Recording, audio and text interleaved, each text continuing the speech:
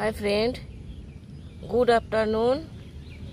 দেখুন, আমি আপনাদেরকে একটা ফাঙ্গাস দেখাচ্ছি। দেখুন, এটা পুরো মাটি থেকেই জন্মেছে, এটা পরজীবী নয়।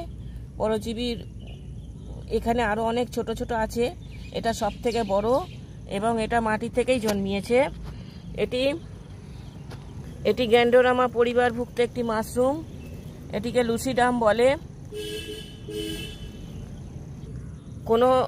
কোনো অবলম্বন বা কোনো আশ্রয়দাতা ছাড়াই এরা নিজে নিজে জন্মায় বলে একে সেলফ মাশরুমও বলে।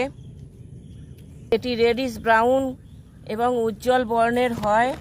দেখুন, এর কালারটা কত সুন্দর, মাথাটা সাদা এবং এটা পুরো মাটির থেকেই জন্মিয়েছে। দেখুন, এর আরও অনেকে আছে, এরা এরকমই হয়। এর বডিটা এরকম দেখতে হয় বলে এদেরকে ফিউচারিং বডি বলা হয়। এই গ্যান্ডোরামা লুসিডাম ঔষধ প্রস্তুত করতে, মানব দেহের কল্যাণে প্রচুর কাজে লাগে। এর বিশাল বড় ইতিহাস আছে। ঔষধ এশিয়ান মেডিসিনে এর বহুত বড় ইতিহাস আছে। এটা একটি উপকারী মাশরুম বা ছত্রাক।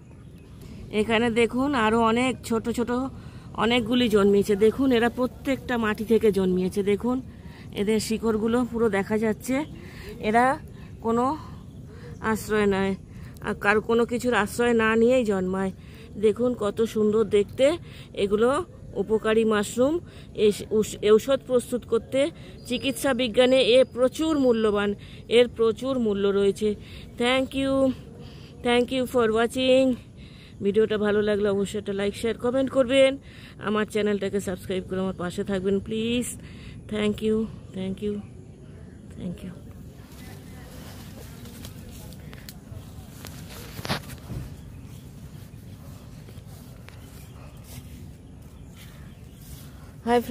হাই ফ্রেন্ডস, যদি আপনারা কেউ যোগা সম্বন্ধে জানতে চান আমাকে কমেন্ট করে জানাবেন।